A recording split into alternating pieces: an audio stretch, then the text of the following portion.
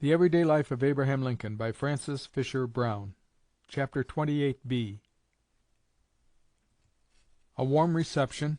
Lee's surrender. Lincoln receives the news. Universal rejoicing. Lincoln's last speech to the public. His feelings and intentions toward the South. His desire for reconciliation. Presently the little party was able to move on. "It never struck me," says Admiral Porter, "there was any one in that multitude who would injure Mr. Lincoln. It seemed to me that he had an army of supporters there who could and would defend him against all the world. Our progress was very slow. We did not move a mile an hour, and the crowd was still increasing. It was a warm day, and the streets were dusty, owing to the immense gathering which covered every part of them, kicking up the dirt. The atmosphere was suffocating, but Mr. Lincoln could be seen plainly by every man, woman, and child, towering head and shoulders above that crowd. He overtopped every man there. He carried his hat in his hand, fanning his face, from which the perspiration was pouring. He looked as if he would have given his presidency for a glass of water. I would have given my commission for half that." Now came another phase in the procession. As we entered the city, every window flew up, from ground to roof, and every one was filled with eager, peering faces, which turned one to another, and seemed to ask, "Is this large man, with soft eyes and kind, benevolent face, the one who has held up to us the incarnation of wickedness, the destroyer of the South?" There was nothing like taunt or defiance in the faces of those who were gazing from the windows or craning their necks from the sidewalks to catch a view of the President. The look of every one was that of eager curiosity, nothing more. In a short time we reached the mansion of Mr. Davis, President of the Confederacy, occupied after the evacuation as the headquarters of General Weitzel and Shepley. There was great cheering going on. Hundreds of civilians, I don't know who they were, assembled at the front of the house to welcome Mr. Lincoln. General Shepley made a speech and gave us a lunch, after which we entered a carriage and visited the State House, the late seat of the Confederate Congress. It was in dreadful disorder, betokening a sudden and unexpected flight. Members' tables were upset. Bales of Confederate scrip were lying about the floor, and many official documents of some value were scattered about. After this inspection I urged the President to go on board the Malvern. I began to feel more heavily the responsibility resting upon me through the care of his person. The evening was approaching, and we were in a carriage open on all sides. He was glad to go. He was tired out, and wanted the quiet of the flagship. I was oppressed with uneasiness until we got on board and stood on the deck with the President safe. Then there was not a happier man anywhere than myself. On Sunday, April 9th, the President returned to Washington, and there he heard the thrilling news that Lee with his whole army had that day surrendered to Grant at Appomattox. Lincoln's first visit after reaching the capital was to the house of Secretary Seward, who had met with a severe accident during his absence, and was a prisoner in a sick room. Lincoln's heart was full of joy, and he entered immediately upon an account of his visit to Richmond and the glorious success of the Union army, throwing himself, as Mr. Carpenter says, in his almost boyish exultation, at full length across the bed, supporting his head upon one hand, and in this manner reciting the story of the collapse of the rebellion. Concluding, he lifted himself up and said, "And now for a day of thanksgiving." In Washington, as in every city and town in the loyal States, there was the wildest enthusiasm over the good news from the army. Flags were flying everywhere, cannon were sounding, business was suspended, and the people gave themselves up to the impulses of joy and thanksgiving.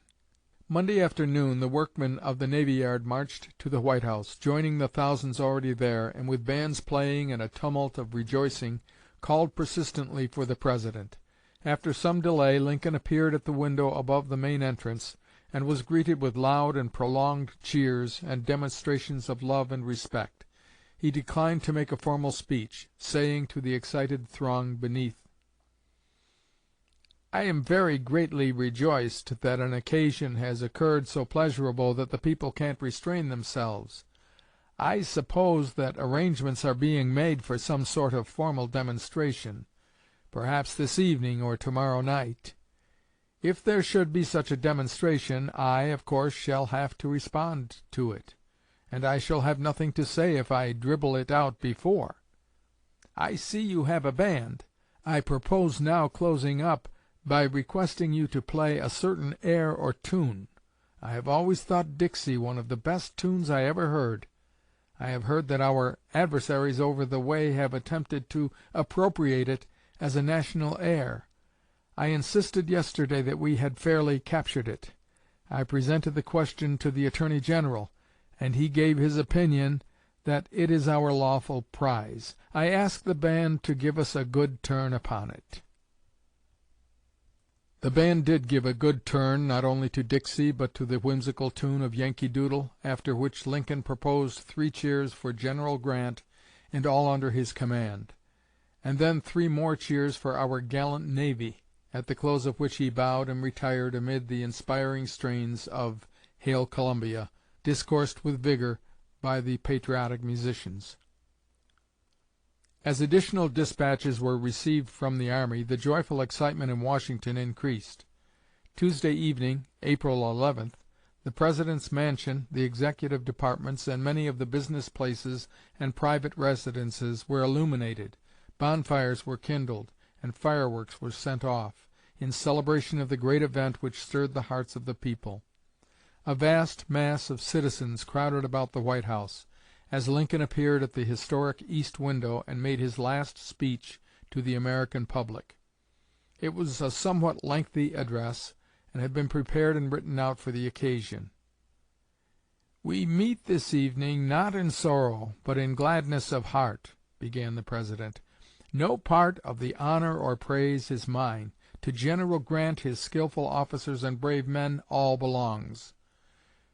Mr. Brooks, who was in the White House during the delivery of this address, gives the following glimpses behind the scenes.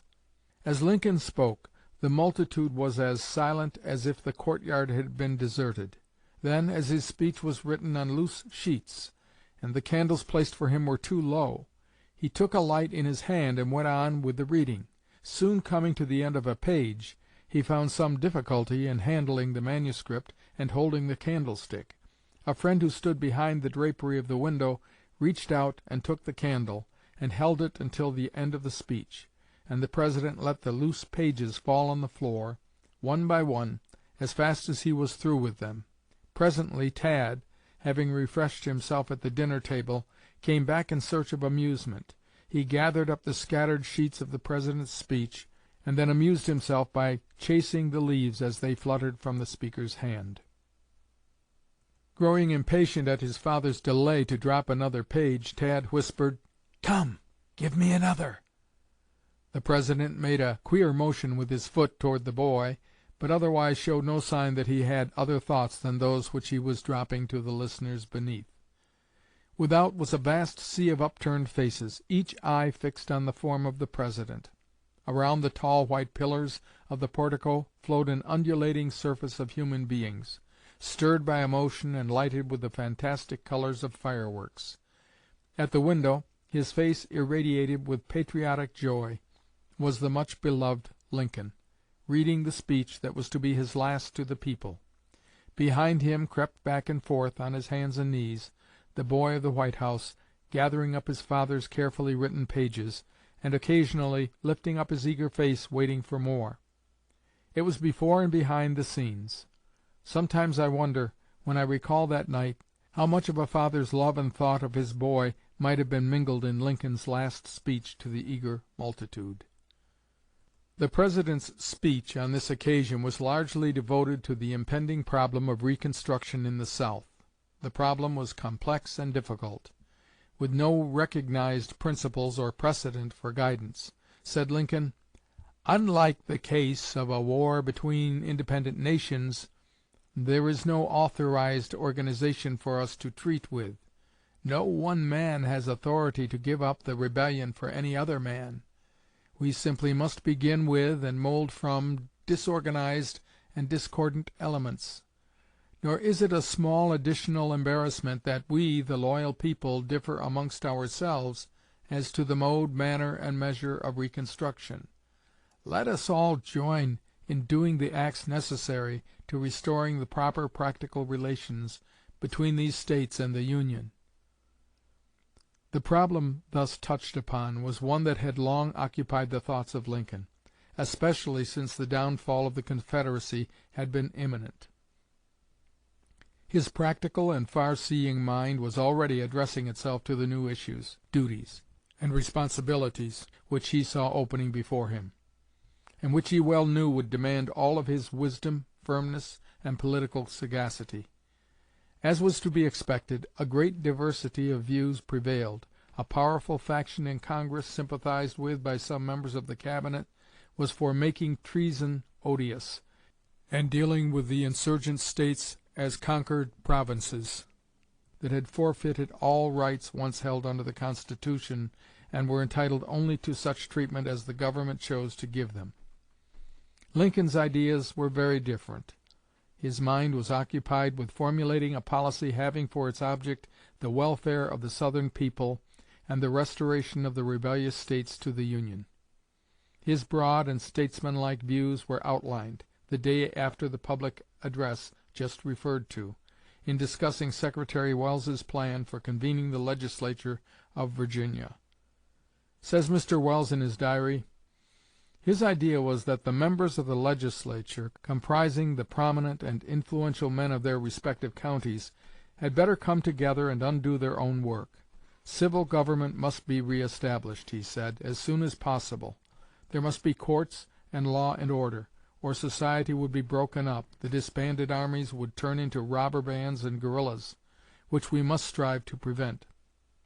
These were the reasons why he wished prominent Virginians, who had the confidence of the people, to come together and turn themselves and their neighbors into good Union men. Lincoln had no thought of leaving any of these questions to the military authorities. In March he had directed a dispatch from Stanton to Grant, saying, "The President wishes you to have no conference with General Lee, unless it be for the capitulation of his army, or on some other minor and purely military matter. He instructs me to say that you are not to decide, discuss, or confer upon any political question. Such questions the President holds in his own hands, and will submit them to no military conferences or conventions."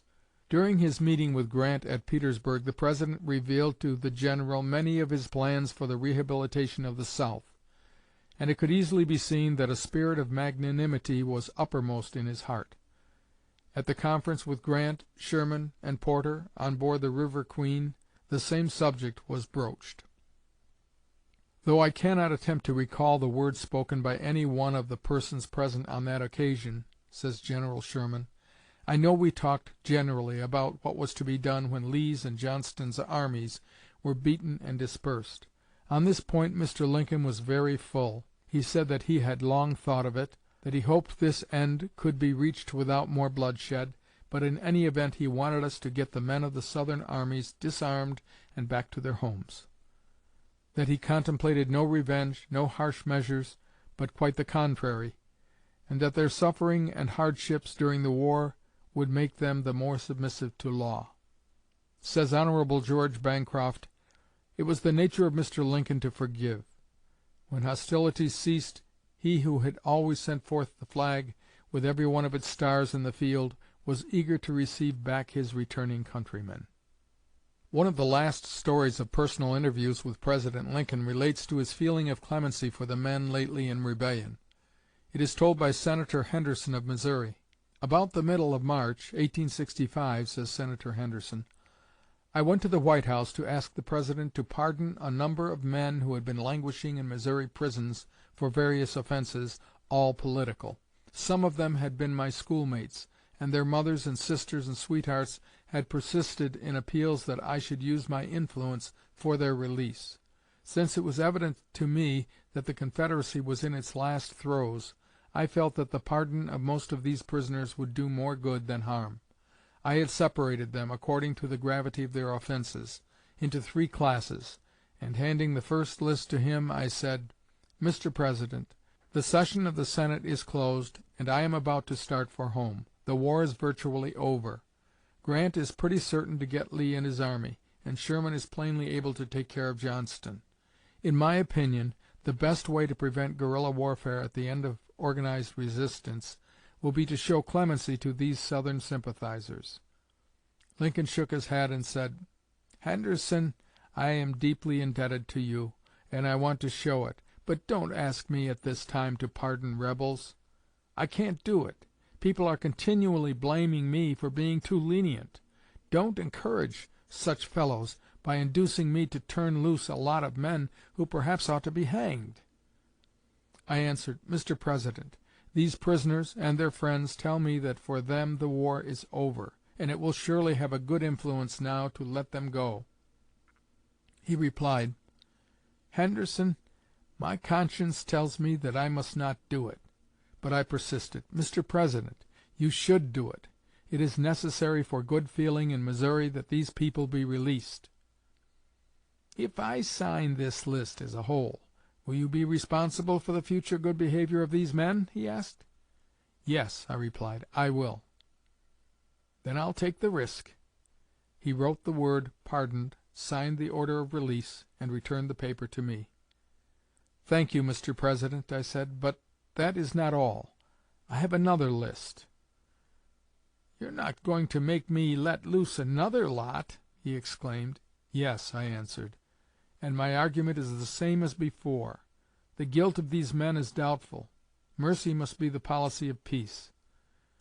With the only words approaching profanity that I ever heard him utter, he exclaimed, "I'll be durned if I don't sign it." "Now, Henderson," he said, as he handed me the list, "remember that you are responsible to me for these men, and if they don't behave, I'll put you in prison for their sins." Lincoln's whole feeling toward the vanquished Southern people was one of peace and magnanimity. While many were clamoring for the execution of the Southern leaders, and especially Jefferson Davis, Lincoln said only a day or two before his death, "This talk about Mr. Davis wearies me. I hope he will mount a fleet horse, reach the shores of the Gulf of Mexico, and ride so far into its waters that we shall never see him again." And then he told me a pat story, perhaps his last, of a boy in Springfield who saved up his money and bought a coon, which after the novelty wore off became a great nuisance. He was one day leading him through the streets, and had his hands full to keep clear of the little vixen, who had torn his clothes half off him. At length he sat down on the curbstone, completely fagged out. A man passing was stopped by the lad's disconsolate appearance, and asked the matter. "Oh," was the only reply, "this coon is such a trouble to me." "Why don't you get rid of him, then?" said the gentleman. "Hush," said the boy. "Don't you see he is gnawing his rope off? I am going to let him do it, and then I will go home and tell the folks that he got away from me." At the last Cabinet meeting ever attended by Lincoln, held in the morning of the day on which he was shot, the subject of Reconstruction was again uppermost, and various plans were presented and discussed. Secretary Stanton brought forward a plan or ordinance, which he said he had prepared with much care and after a great deal of reflection. It was arranged that a copy of this should be furnished to each member of the Cabinet for criticism and suggestion. "In the meantime," says Secretary Welles, "we were requested by the President to deliberate and carefully consider the proposition. He remarked that this was the great question now before us, and we must soon begin to act." What that action would have been had Lincoln lived, what wrong and misery would have been spared to the South and shame and dishonor to the North, no one can doubt who comprehends the fiber of that kindly, just, and indomitable soul.